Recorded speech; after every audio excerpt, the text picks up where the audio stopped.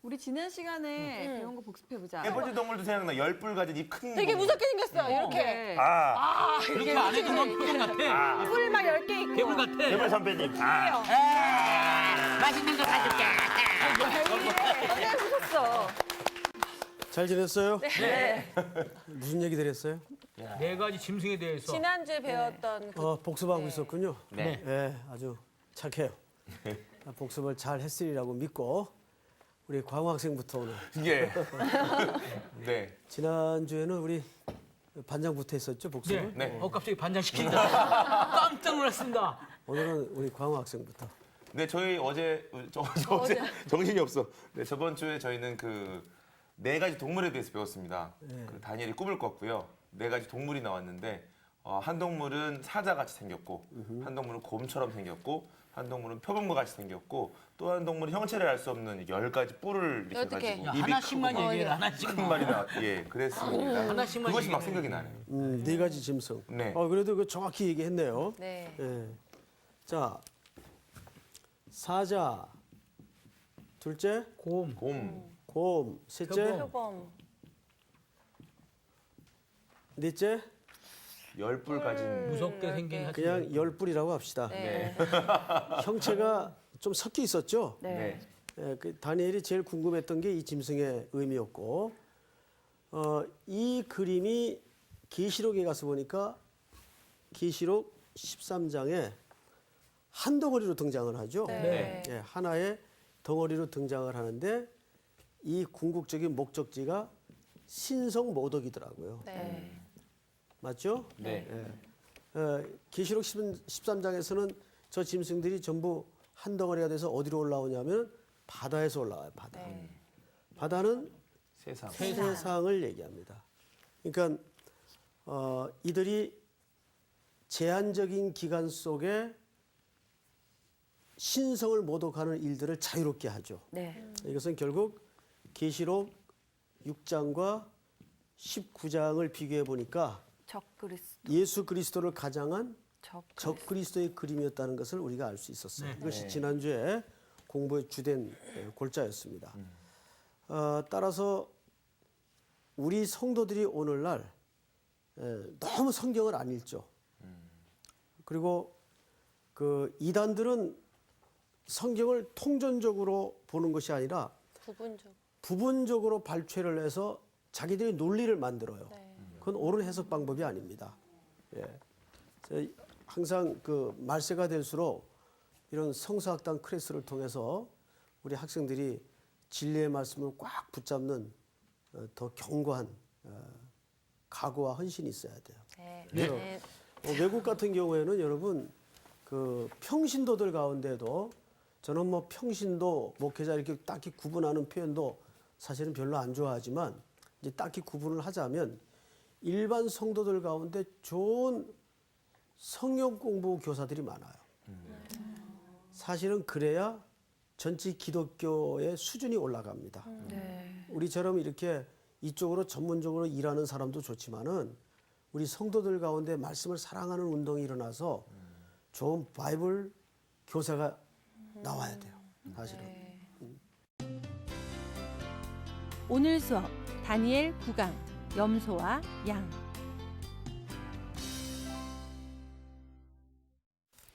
자, 오늘 8장도 지난주처럼 그렇게 내용이 만만치 않습니다.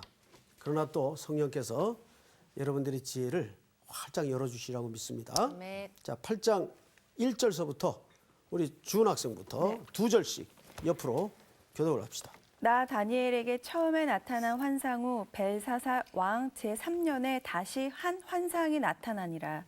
내가 환상을 보았는데 내가 그것을 볼 때에 내 몸은 엘람 지방 수산 성에 있었고 내가 환상을 보기는 을레 강변에서이니라. 내가 눈을 들어 본즉 강가에 2뿔 가진 순양이 섰는데 그 2뿔이 다 길었으며 그중 한 뿔은 다른 뿔보다 길었고 그 긴 것은 나중에 난 것이더라. 내가 본즉 그 순양이 서쪽과 북쪽과 남쪽을 향하여 받으나 그것을 당할 짐승이 하나도 없고 그 손에서 구할 자가 없으므로 그것이 원하는 대로 행하여 강야에 졌더라. 내가 생각할 때에 한 순염소가 서쪽에서부터 와서 온 지면에 두루 다니되 땅에 닿지 아니하며 그 염소의 두 눈 사이에는 현저한 뿔이 있더라. 그것이 두 뿔 가진 순양 곧 내가 본 바 강가에 섰던 양에게로 나아가되 분노한 힘으로 그것에게로 달려가더니 내가 본즉 그것이 순양에게로 가까이 나아가서는 더욱 성내어 그 순양을 쳐서 그 두 뿔을 꺾으나 순양에게는 그것을 대적할 힘이 없으므로 그것이 순양을 땅에 엎드러뜨리고 짓밟았으나 순양을 그 손에서 벗어나게 할 자가 없었더라. 숫염소가 스스로 심히 강대하여 가더니 강성할 때에 그 큰 뿔이 꺾이고 그 대신에 현저한 뿔 넷이 하늘 사방을 향하여 났더라. 아멘. 아멘. 자, 오늘 내용은 사실 마지막 절이 27절까지 쭉 연결되어 있습니다. 근데 이제 시간 관계에서 8절까지만 읽었어요. 자, 오늘도 주로 등장하는 짐승이죠. 네. 근데 그 짐승이 두 종류가 등장을 해요. 네. 첫째는 순양, 양. 숫양. 그다음에 둘째는 숫염소. 숫염소. 그래서 오늘 제목을 그냥 염소와 양으로 잡읍시다. 양. 여러분 생각에는 어느 짐승이 더 호감이 가요? 양. 양의 정체를 한번 폭로해 볼까요? 여러분 시편 23편에 그 배경이 양이 등장을 하죠. 목자와 양의 대립 구도로 성경이 소개되고 있죠. 양은 못난 짐승 중에 천하의 못난 짐승입니다. 눈도 잘 못 보고 고집도 세고 예민하고. 네. 자, 어쨌든 오늘 여기서 등장하는 것은 저 염소와 양인데 저 둘의 관계가 뭘 말하는지 한번 보십시다. 우선 저걸 보기 전에 이 다니엘서 구조를 좀 한번 알고 보실 필요가 있습니다. 다니엘서는 1장 1절에서 1장 23절. 이게 무슨 구분인가 한번 여러분 알아맞혀 보세요. 그 다음에 1장 23절이 아니고 2장 23절입니다. 그 다음에 2장 23절서부터 그러니까 2장 4절이 되겠네요. 23절이 아니고 헷갈리네요. 2장 3절 여기는 2장 4절서부터 어디까지냐면 7장 28절까지입니다. 지난주 공부한 끝까지죠.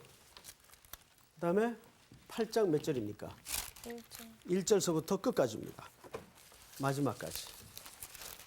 자, 이거는 무슨 구분일까요? 무슨 구분일까요? 2장 3절까지는 다니엘이 끌려가서 그 꿈을 환상을 해모하기 전까지 일인 것 같고요. 2장 4절부터 7장 28절까지는 다니엘의 전성기? 전성기. 네. 8장 1절부터 끝까지는 다니엘의 마지막 계시와 환상을 보고 살아갔던 이야기들 같습니다. 무슨 근거로 저렇게? 아무 근거가 없습니다. 자, 누가 한번 설명해 줄 사람? 이 설명은 아마 쉽지 않을 것 같은데. 1장 1절부터 2장 3절까지는 다니엘에 대한 내용이 나오는 거고요. 네. 2장 4절부터 7장 28절까지는 꿈에 대한 얘기가 나오는데 그 꿈이 이제 쉽게 얘기하면 멸망에 대한 거가 나오는 거고요. 8장 1절부터 끝까지는 이제 우리 그리스도인들의 어떤 그 삶에 대해서 그런 꿈에 대한 해석으로 나오는 것 같아요. 자, 마지막 한 분만 더. 맞다 틀리다 얘기를 안 하는 처음 보는 느낌이야. 우리 상우 씨는 오랜만에 진지하게 얘기했는데 네. 전혀 딴 얘기를 했어요. 근데 끝부분은 거의 환상에 대한 부분인 것 같은데요. 네, 여러분 성경책 그 한글 성경책 아무리 뒤적거려야 거기 답 없어요.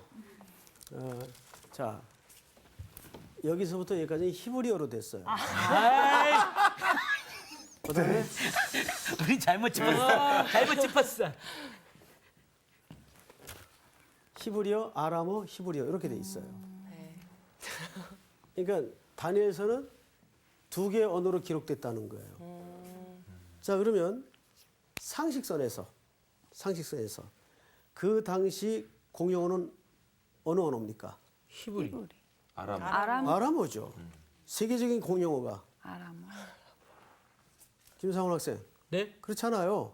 히브리어는 누구만 쓰는 언어예요? 히브리인. 유대인들만 쓰는 언어죠. 예. 아람어는 아람어 쓰는 거.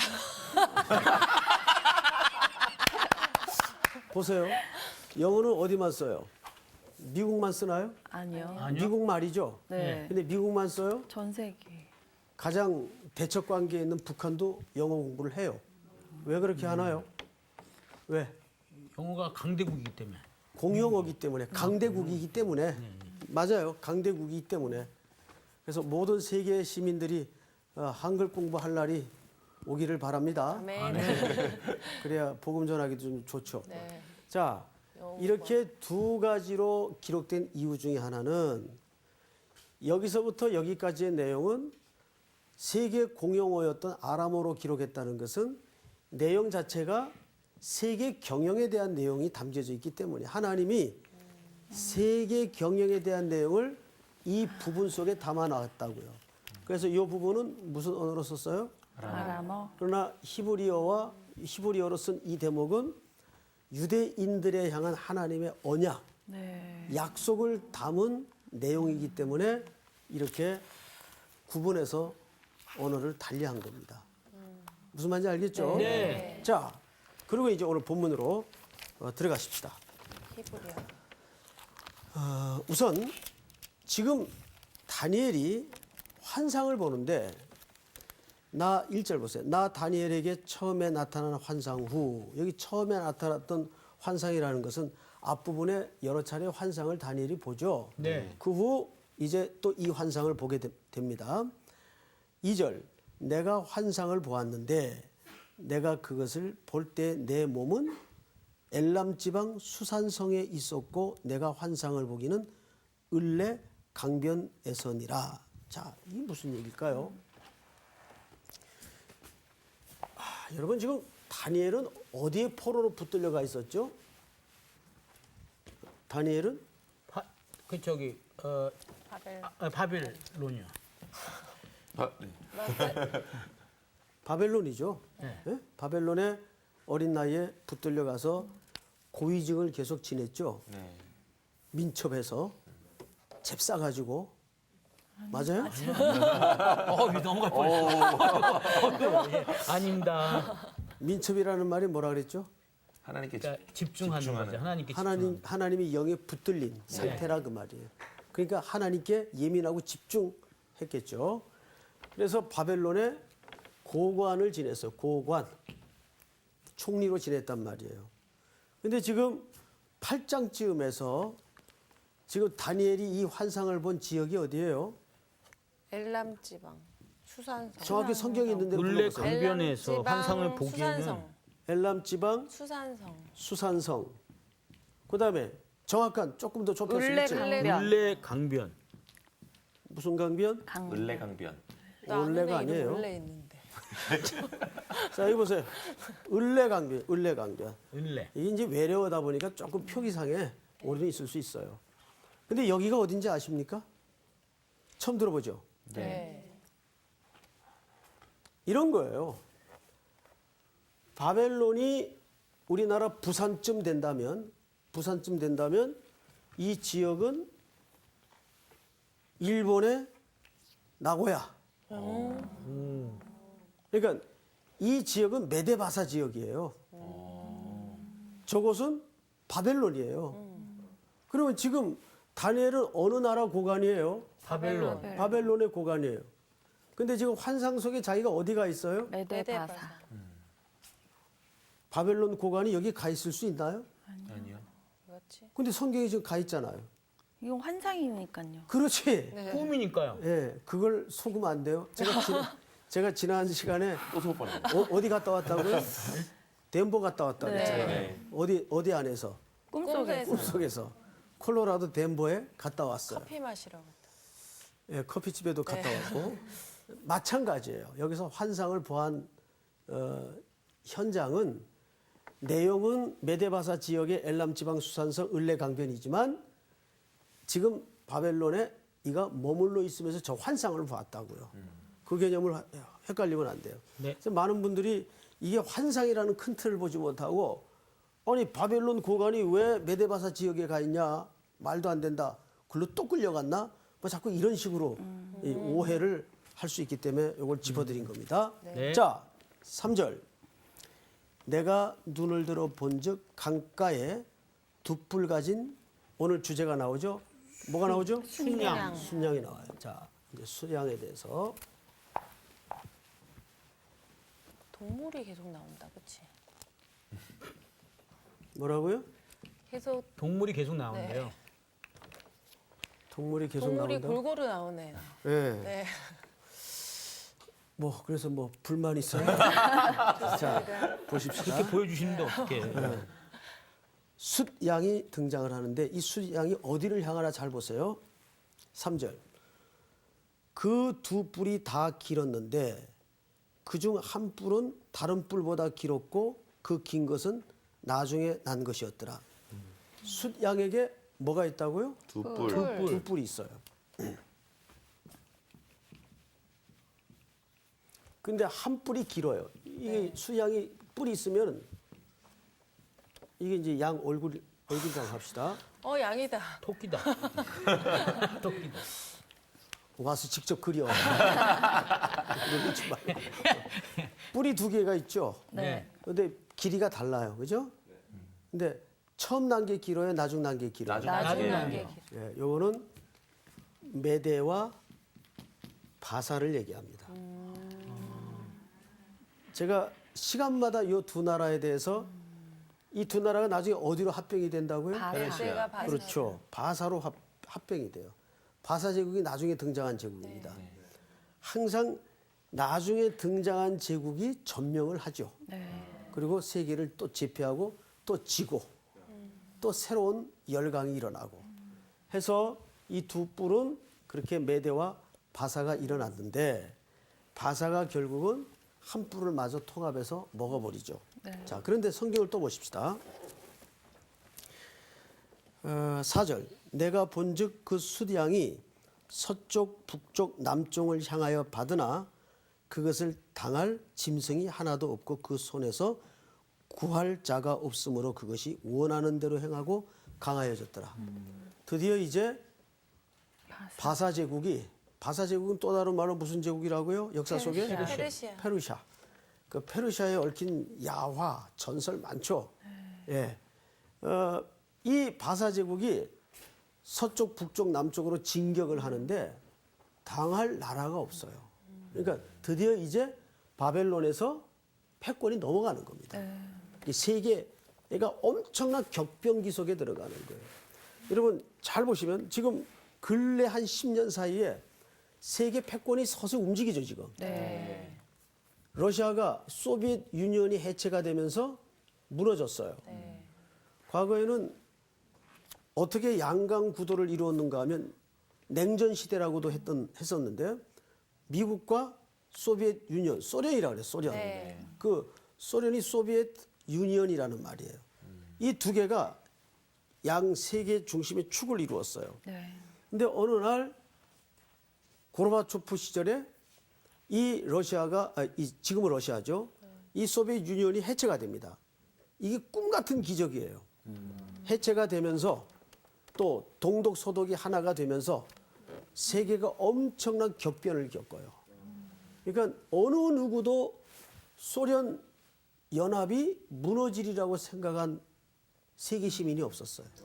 그러니까 이건 누가 경영하는 거냐면 하나님이 경영하는 거예요. 이렇게 무너집니다. 그러면서 얼마 있다가 어느 나라가 일어납니까? 중국이 일어나요. 그 중자가 한자로 무슨 중자예요? 가운데 중. 예, 가운데 중자예요. 중국이 사실은 세계 중심이라는 뜻입니다. 자기네들이 그렇게 스스로 자위하는 거죠. 그런데 그 중국의 자본의 파워는 지금 어마어마해요. 물론 개인 1인당 GDP는 아직은 낮지만 만 불이 안 되죠. 6천 몇 불인가 그렇게 될 겁니다. 그런데 과거에는 상상할 수 없는 일들이 지금 일어나요. 그래서 미국도 중국을 어찌하지 못할 정도로 세계 판도가 달라집니다. 마치 지금 이 시대가 그런 시대예요. 이게 바뀌는 거예요. 메데바사가 일어나는데 어느 나라도 어느 권력도 이 확장을 막을 길이 없는 거예요. 그 얘기를 4절에서 이렇게 했죠. 그 손에서 구원할 자가 없으므로 그것이 원하는 대로 행하고 강하여졌더라. 그러니까 마음먹은 대로 다 했다 그 말이에요. 어느 제국이? 바사 제국이. 자, 그 다음에 성경을 또 보십시다. 5절에서 7절. 우리 5절을 우리 조수희 학생이 한번 읽어보세요. 내가 생각할 때에 한 순염소가 서쪽에서부터 와서 온 지면에 두루 다니되 땅에 닿지 아니하며 그 염소의 두 눈 사이에는 현저한 뿔이 있더라. 그것이 두 뿔 가진 순양 곧 내가 본 바 강가에 섰던 양에게로 나아가되 분노한 힘으로 그것에게로 달려가더니 내가 본즉 그것이 순양에게로 가까이 나아가서는 더욱 성내어 그 순양을 쳐서 그 두 뿔을 꺾으나 순양에게는 그것을 대적할 힘이 없으므로 그것이 순양을 땅에 엎드러뜨리고 짓밟았으나 순양을 그 손에서 벗어나게 할 자가 없었더라. 자, 이렇게 두 뿔 가진 숫양이 강변에 서 있는데 다른 짐승이 또 와요. 네. 순염소. 숫염소. 염소가 올라오더니 이놈도 숫염소예요. 올라오더니 받아버려요. 네. 그런데 숫양에게는 그 숫염소의 공격을 당할 힘이 있었다 없었다? 없었다. 없었다. 그러면 메데바사 다음에 일어난 제국이 누굽니까? 헬라. 헬라. 또 헷갈린다. 아, 예. 헷갈려. 헬라입니다. 이 숫염소는 그 시대 나라로 치자면 헬라를 얘기합니다. 헬라. 자, 또 보십시다. 성경을 잘 보세요. 8절을 우리 광우 학생 한번 읽어보세요. 숫 염소가 스스로 심히 강대하여 가더니 강성할 때에 그 큰 뿔이 꺾이고 그 대신에 현저한 뿔 넷이 하늘 사방을 향하여 났더라. 자, 이것도 재밌죠. 네 개로 갈라진다고 저번에 말씀하신 거. 정확히 기억했어요. 정확히 기억했어요. 이제 그 부분에 대해서 지난 시간에는 살짝 언급하고 지나가는 과정이었기 때문에 자세히 얘기를 안 했는데 헬라 제국이 일어나서 메세바다 제국을 받아버려요. 네. 메데바사. 예제. 이 수량이 이거를 감당 못했죠. 네. 또 지는 겁니다. 해가 지는 거예요. 그러니까 열강은 떴다 졌다 떴다 졌다. 우리나라 근대사도 마찬가지예요. 권력도 마찬가지. 세상의 권력과 나라라는 게 그래요. 그래서 지난 시간에도 우리 공부했지만은 영원한 나라, 영원한 통치는 이 땅에는 없어요. 네. 오직 그의 백성과 그분의 나라만이 영원해요. 아멘. 자, 그런데 이 숫염소가 세력이 꺾입니다. 여러분 그 8절을 우리 광우 학생이 다시 한번 천천히 읽어보세요. 숫 염소가 스스로 심히 강대하여 가더니 강성할 때에 그 큰 뿔이 꺾이고 그 대신에 현저한 뿔 넷이 하늘 사방을 향하여 났더라. 그 역사에 실제 나타났던 현상인데 뭐냐면 헬라의 가장 대표적인 왕이 알렉산더입니다. 근데 알렉산더가 전쟁에 원정을 나갔다가 갑자기 질병에 걸려서 죽습니다. 33살 나이로. 예수님 나이. 33살 나이로 죽어요. 말라리아인가? 그렇죠. 말라리아. 별걸 다 기억해요. 맞아요. 어떤 그 질병에 걸려서 죽게 되는데 이제 학자들의 견해에는 말라리아라는 설이 가장 많습니다. 근데 뭐 그때 우리가 확인을 안 해본 이상은 하나의 설로 그건. 그러나 이 알렉산더는 존재했던 실제 왕이죠. 네. 자, 그런데 죽기 전에 신하가 이렇게 얘기했어요. 카카, 이 나라를 누구에게 물려주겠습니까? 그랬어요. 이거 어마어마한 제국인데 뭐 다 먹었는데 주변에. 그래서 더 이상 접목할 땅이 없어 울었다 할 정도로 어마어마한 영토를 확보했어요. 근데 이제 갑자기 왕은 죽게 됐어요. 그 옆에 병치리 하던 신하가 가장 강력한 그 영향력을 가진 신하가 뭐라 그랬는가 하면 이 나라를 누구에게 물려주겠습니까? 근데 이때 알렉산더가 말 실수를 했어요. 실수했죠. 제일 센 놈한테. 그렇지. 예, 뭐 놈이라고야 하지 않았겠지만 방송에서 지금 뭐 하는 거야? 그건 이제 제일 센 송 목사가 한 얘기죠. 그대로 기억하고 있어갖고. 제일 강한 사람한테 물려주겠다. 이게 빌미가 됐습니다. 그래서 이때부터 그 휘하에 있던 7장군이 피비린내 나는 음모와 사륙이 벌어집니다. 가장 센 사람이 되기 위해서. 여러분 이게 세상이 뜨거워지는 원리입니다. 네. 세상은 그렇게 사는 거예요. 네. 강한 자만이 살아남도록 돼 있어요. 참 재밌죠? 이 세상 구조도 양태가 다를 뿐이지 지금도 똑같습니다. 그래서 하나님이 제일 싫어하는 방식이 힘으로 하는 것을 가장 싫어해요. 힘으로. 교회에서 크기로, 세력으로, 힘으로 하는 걸 하나님은 가장 경계시키고 싫어하십니다. 그래서 성경은 항상 약한 자를 통해 하나님을 드러내셨고 또 약한 자를 통해 강한 자를 부끄럽게 하셨어요. 그것의 가장 궁극적인 방식이 십자가의 방식이에요. 이해가 됩니까, 여러분? 이렇게 해서 결국은 이 7장군 중에 4장군이 팽팽한 힘의 균형을 이루어 나라가 4조각이 납니다. 헬라 나라가 4조각이 나요. 이 4조각도 나중에 또 이합집산이 돼가지고 두 파트로 나누어집니다. 근데 그 이야기를 실명까지 거론하면서 설명하다가 여러분들 머리가 터질 거예요. 네, 뭐 푸톨로미 듣지도 못한 이름들이 굉장히 많아요. 그래서 오늘은 그 설명은 안 하겠어요. 감사합니다. 그런데 이제 성경에 나오는 얘기만은 우리가 알고 지나가야 되겠죠. 네. 그러니까 8절이 그 얘기였구나. 그 얘기였구나. 이제 대강 알겠죠? 네. 자, 9절을 우리 정주근 학생 한번 읽어보세요. 네. 그중 한 뿔에서 또 작은 뿔 하나가 나서 남쪽과 동쪽과 또 영화로운 땅을 향하여 심히 커지더니 네. 어디를 향하여 심이 커져요? 남쪽과 동쪽. 동쪽. 영화로운 땅. 그렇지. 영화로운 땅. 자, 여기서 이 표현을 여러분들이 놓치고 지나가서는 영성이 없는 거죠. 성경에서 항상 영화로운 땅이라고 말할 때는 어디를 가리친 걸까요? 예루살렘을 얘기합니다. 그러니까 누군가 지금 예루살렘을 향해 공격을 하고 있다는 얘기예요. 이거는 실제 역사 속에 벌어졌던 사건이에요.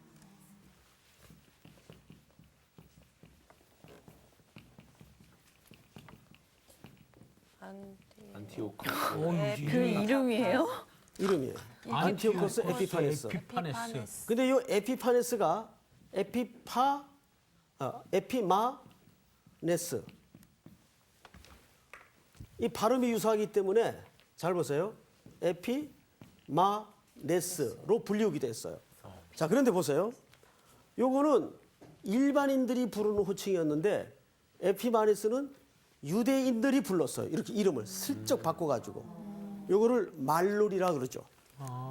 이 안티오코스 에피파네스는 4세를 얘기합니다. 근데 헬라의 한 파티션을 맡았던 왕이었어요. 근데 알렉산더 이후에 나라가 4조각이 나면서 각기 더 강한 세력을 구축하기 위해 온 세상을 향해 또 진격의 포문을 열게 됩니다. 근데 이 특별히 안티오코스 에피파네스는 4세는 유대 땅 예루살렘을 향해서 공격을 하게 돼요. 그러는데 에피파네스라는 말은 빛나다. 좋죠? 네. 근데 이거는 일반인들이 불렀어요. 빛나는 존재, 탁월한 존재. 근데 이건 누가 불렀다고 이렇게 이름을? 유대인들. 그러면 유대인들이 이 단어 하나를 슬쩍 바꿔가지고 부르실 때는 피해를 입는 백성의 입장에서 저걸 좋은 의미로 썼을까요? 나쁜 의미로 썼을까요? 나쁜 의미로 얘기해. 나쁜 의미로 썼죠. 아주 나쁜 의미로 썼어요. 썩었. 에피마네스가 되면 무슨 뜻이 되냐면 미친놈이 됩니다. 미치광이. 많이 어제 다르네. 광자랑 같은데요. 빛광자, 빛을광자 뭐 이런 의미. 그렇게 사용한 거예요. 네. 장광후 자신은 빛광자를 썼는데 네. 제 친구들은 미칠 광자로 썼습니다. 네. 미칠 광자로 썼단 자, 여기 말이야. 보세요. 에피파네스와 에피마네스는 그런 개념의 차이가 있습니다. 유대인들은 이 사람을 에피마네스라고 불렀어요. 그런데 일반인들은 탁월한 존재, 빛나는 존재 에피파네스라고 불렀어요. 그래서 예루살렘을 공격하는 말을 여기서 뭐라 그러냐면 영화로운 땅을 향하여 힘이 커지더니 10절. 그다음에 우리 조수희 학생.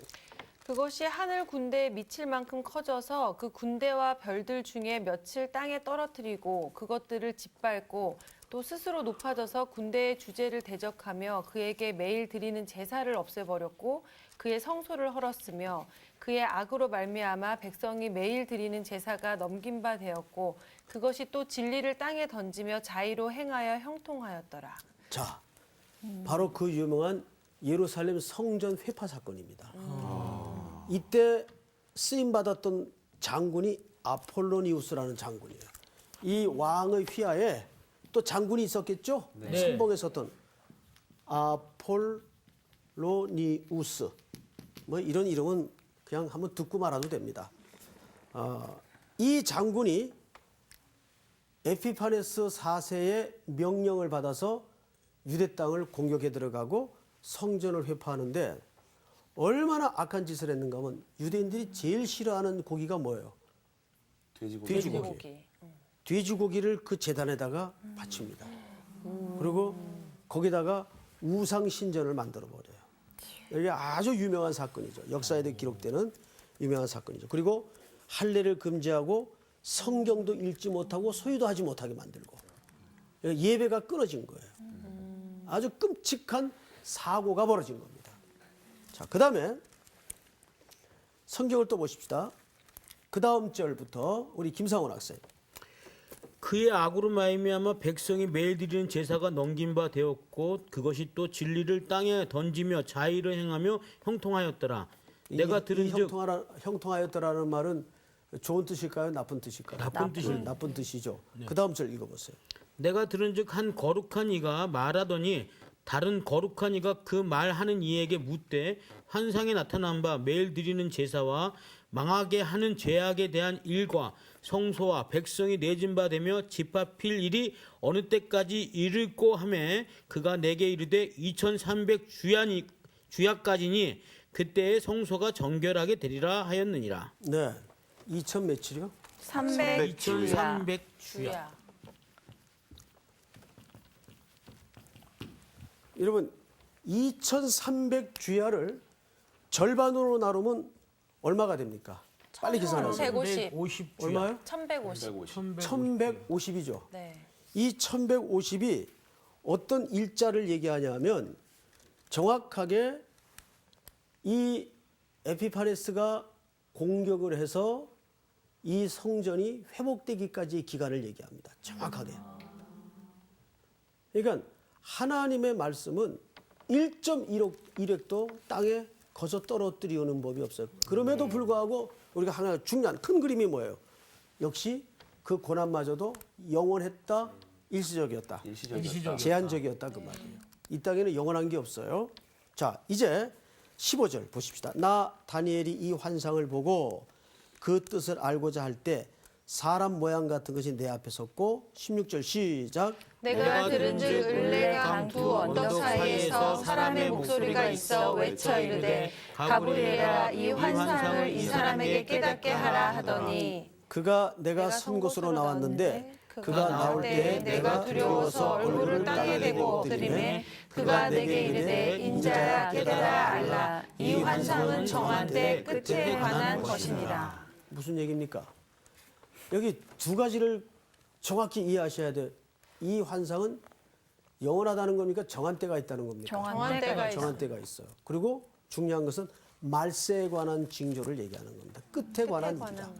말세에 어떤 일이 일어나느냐? 진리를 붙들고 살고자 하는 자에게 닥쳐질 환난과 고난이 있을 수밖에 없다는 얘기예요. 자, 그런데 그러면 우리가 차짓 언제가 말세일까? 또 때와 시간에 집중할 수가 있어요. 말세는 언제부터 언제까지예요? 우리 개혁주의 입장에서 이 종말은 언제 시작이 되었습니까? 예수님께서 십자가에 못 박히실 겁니다. 그렇죠. 중요한 관점이에요. 이미 예수 그리스도께서 십자가에 못 박힌 그 시점부터 주님 오실 때까지가 종말입니다. 그래서 거기서 예수님이 그 기한은 나도 모른다는 말은 알지 못한다는 개념이 아니에요. 그거는 내 고난이 아니다 그 말이에요. 이해가 돼요? 네. 근데 우리는 그 말을 자꾸 어떤 식으로 이해를 하냐 하면 예수님도 모르는 거 있네. 그래서 예수 신의 전지전능에 의심을 품어요. 아니에요. 예수님은 다 아시죠. 그런데 그 날짜를 결정하는 것은 내 역할, 내 권한이 아니다라는 것을 그렇게 설명하는 거예요. 수사적 표현이라는 걸 놓쳐서는 안 됩니다. 어쨌든 이 내용은 말세에 종말의 시대에 일어날 그림이라는 거죠. 그러니까 하나님의 진리와 말씀을 붙들고 사는 사람들에게는 뭐 일부에서 말하는 것처럼 다 복을 받고 무병장수하고 봄바람 불고 다 잘되고 이거 아니에요. 네. 그래서 내가 너희에게 평화를 주러 온 줄 아느냐? 환난을 주러 왔다 그랬어. 고난이 있을 수밖에 없어요. 그 진리를 붙들고 있다면. 자, 그런데 성경을 또 보십시다. 18절을 우리 저기 광학사 한번 읽어보세요. 그가 내게 말할 때 내가 얼굴을 땅에 대고 엎드려 깊이 잠들매 그가 나를 어루만져서 일으켜 세우며 이르되 진노하시는 때가 마친 후에 될 일을 내가 내게 알게 하리니 이 환상은 정한 때의 끝에 관한 것이니라.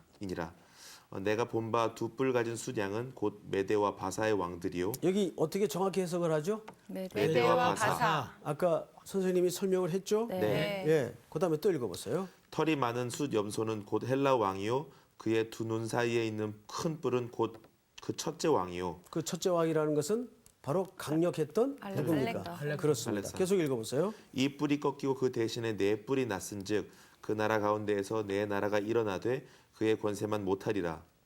이 네 나라의 마지막 때에 반역자들이 가득한 즈음에 한 왕이 일어나리니 그 얼굴은 뻔뻔하며 속임수에 능하며 그 권세가 강할 것이나 자기의 힘으로 말미암은 것이 아니며 그가 장차 놀랍게 파기 행위를 하고 자의로 행하여 형통하며 강한 자들과 거룩한 백성을 멸하니라. 이것이 바로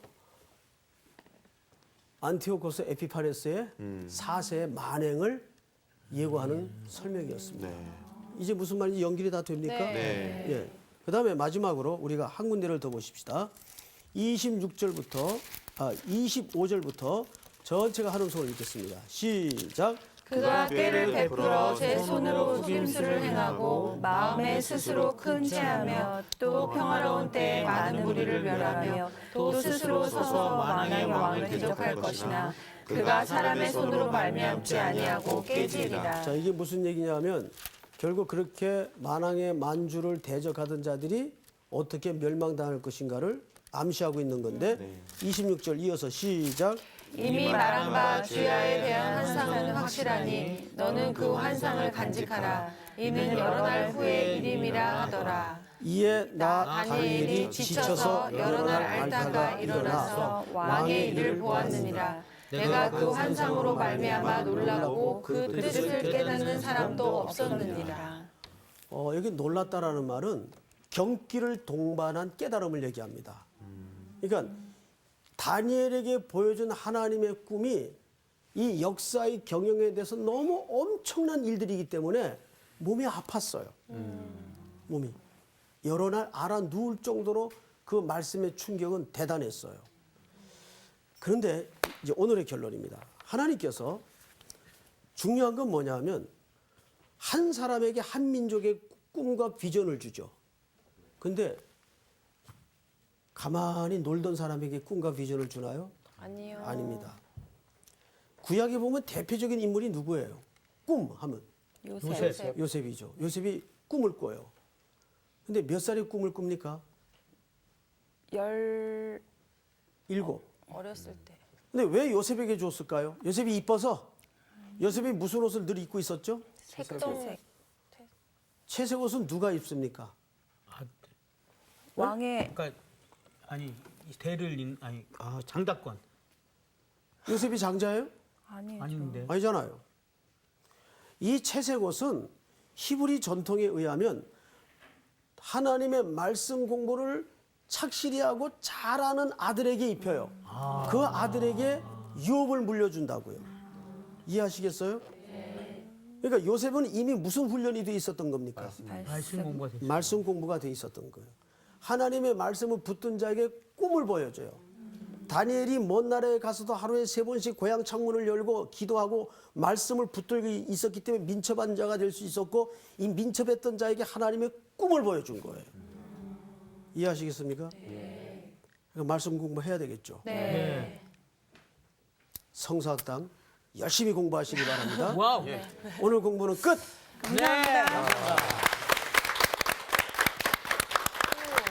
전혀 그냥 이렇게 스쳐 지나가 모를 것 같아. 며칠 하는 게 아니라 몇 년 할 것 같아. 몰라서 데렸어가지고. 정말 중요한 거는 성경 공부는 성사학당을 가야 돼요. 근데 오빠 집에서 그냥 성경도 가서는 읽어야지. 아니 그냥 성경을 읽어서 솔직히 잘 내용을 모를 수가 있다고. 이렇게 뭔가가 이렇게 멘토로 이렇게 해석을 해주시는 분이 있으셔야 돼요. 그래도 그러기 평소에도 위해서는 성경도 성사학당을 읽어야지, 아니 오빠. 물론 성경을 읽지만 그러면서 더 모르는 거.